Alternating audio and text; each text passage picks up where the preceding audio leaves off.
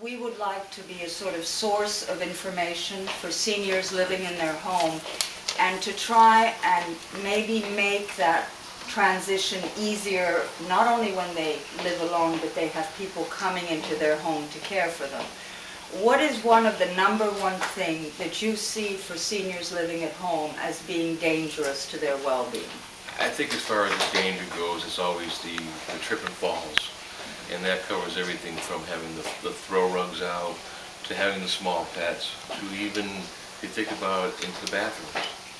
You know, they take a shower, they slip, they fall, the wet floors, that type of deal. My own mother, I don't call her 74 years old, I call her 74 years young. And she's a widower, and what we did is went up there, my son and I, and installed the handles. So she could get in and out of the tub and the shower and always have that extra support. Because as we age, we get just a little bit weaker, but it gave her that little extra support. And it was a very simple project, under $75 to do it, and made her feel a whole lot safer, and both of us felt a whole lot safer. You brought me this File for Life. Would you care to explain that a little bit to our seniors? This File for Life actually started with Sarasota County Fire Prevention Bureau, Fire Marshal Jane Ross, and myself were working in conjunction to get these out. And what they're set for is that the information, who to notify, medications that you're on, how regularly they're taken, expiration dates, are all right there. So in case of that emergency, we're there. We can get this, whether it's on the refrigerator, wherever it happens to be, where it's going to be at.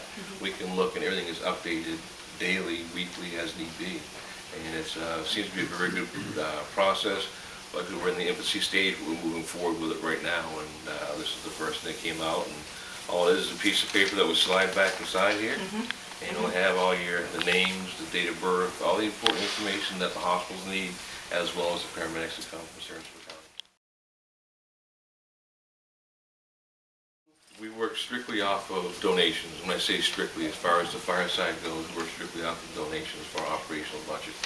On the EMS side, Sarasota County does supply us with tax dollars.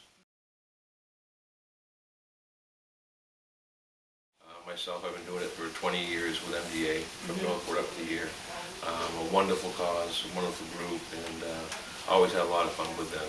And, on our Dear Administrator with today's seniors, we're addressing the needs of the seniors, but also the isolation, that when one spouse passes on or is put in an assisted living facility, the other spouse does feel isolated.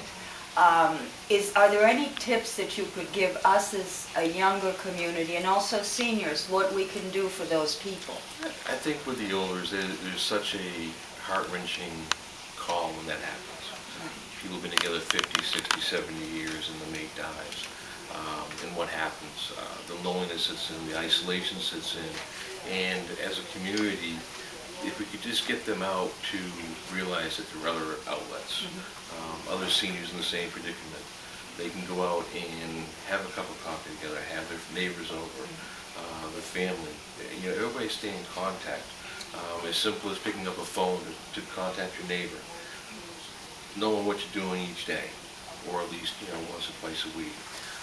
Dinners, lunches, those type of things, to where you still stay focused. You've lost your mate, but you can still have friends that won't ever take the place, but it will help the healing process, instead of sitting back and being isolated and getting ill.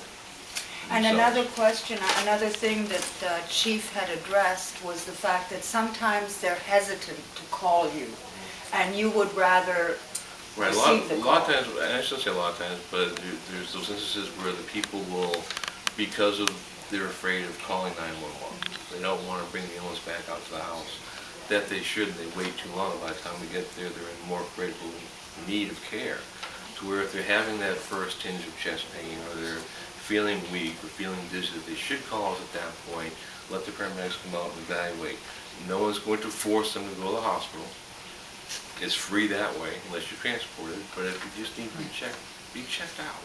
And that makes it important, and that can make the difference. Nokomis will come out and check your smoke detectors. They will change out your batteries. We will give you a new smoke detector if needed. If you're in need of a CPR class or an AED class, please call me at the fire station, and we'll set it up for you. We'll be out here, and you can either come to our station or we can come to your facility Well, thank you, Fire Chief. I would like to invite the Fire Chief and the paramedics to an open house to meet our community. They can get advice on CPR, on safety issues. They will know the paramedics that will be coming to help them if they come. And we do encourage everybody to contribute to the Fire Chief and their cause.